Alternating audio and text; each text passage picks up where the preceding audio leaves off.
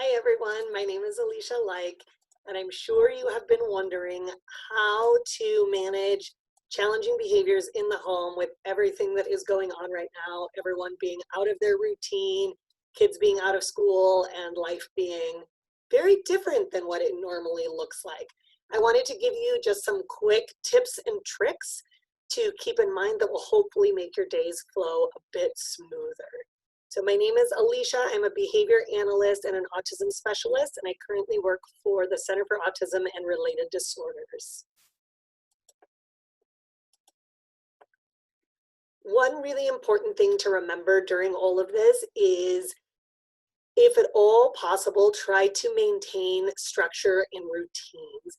That's going to help your children as well as you.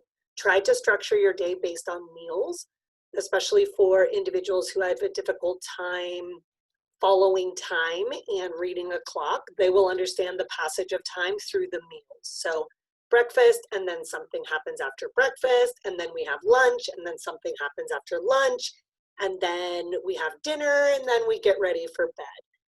Try to break things up. Maybe there's some screen time, maybe there's some outside time, maybe there's some sort of a project time. Try to be creative. I've heard from some families this week who said, when I say let's go for a walk, my kids say, no, no more walks, Mom.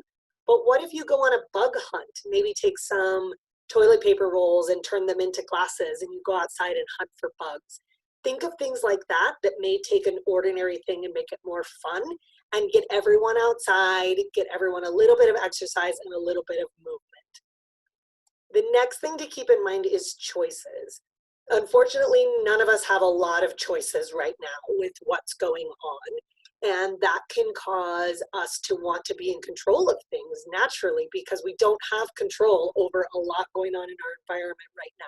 So keep in mind that your children are going to want that as well, and try to give them choices whenever possible. Even if they seem silly to you, it's still going to give them a piece of control and will help them get that need met. So maybe they can choose, I don't know, maybe they can sleep in a tent for something fun inside. Maybe they can choose their pajamas. They can choose, simple things, what cup, what plate, what order we do things in.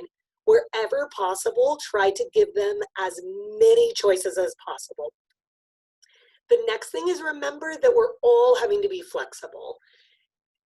Your children as well as you, many of you have been thrown into the role of parent, stay-at-home caregiver, worker, teacher, all of these things.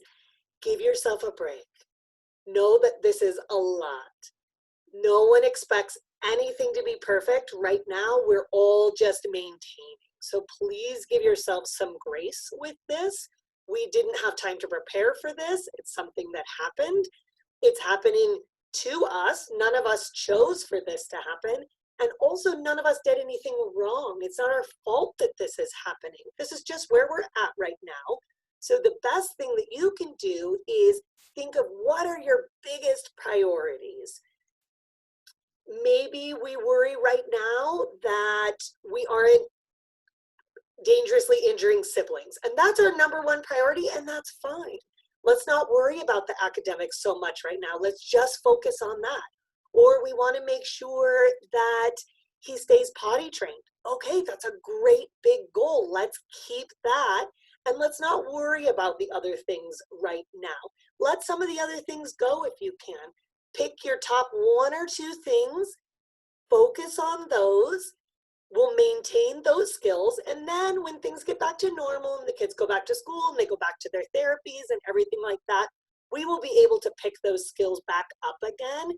So please know that this isn't the time to try to do everything. Even though we may feel like that's what we want to do, at the end, it's just going to burn us out, and we don't want that. So give yourself grace.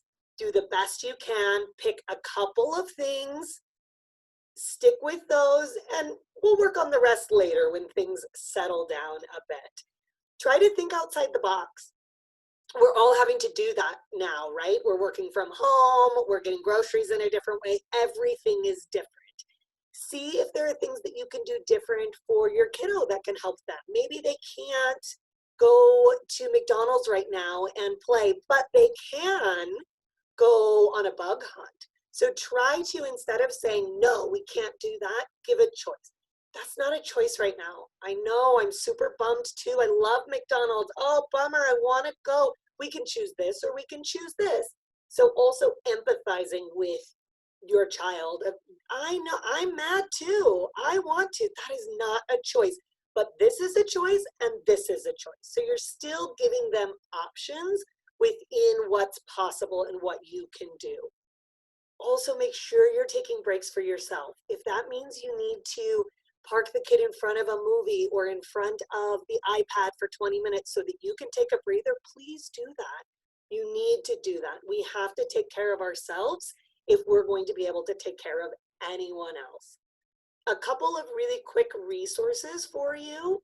Number one, this first one is Autism Live is a fantastic resource offering daily webinars available to anyone at 10 o'clock. Every single day from 10 to 11. There are a variety of guest speakers that come on. They do a lot of question and answer. You can come on and ask your questions and get additional support that way. There's also, if you go to the website, there's a plethora of videos from past Autism Live webinars that are saved. So as you can see here, you can view one from Temple Grandin, from our founder and CEO, Dr. Doreen Granpeche, who is brilliant, has a lot of knowledge. So that is a resource that you can access.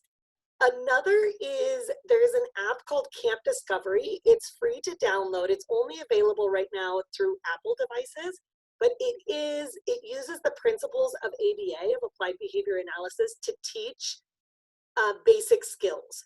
So you'll know that your kid is learning and they're learning valuable language targets while playing the iPad. It's very fun. The kids love it. And the third is one of my favorites. This is a visual schedule called ChoiceWorks. You can download this on the App Store. It currently costs $9.99. And what you can do is you can take pictures. There are some that are already loaded, as you can see in this example, but you can also take pictures of things around your house to make it more specific for your child. So instead of having to take a picture, print it, laminate it, put the Velcro on the back, it's all digital through this app. This is one of my favorites. It can help you create some structure and routine. And make sure you take care of yourselves and take care of each other. Everyone stay safe out there.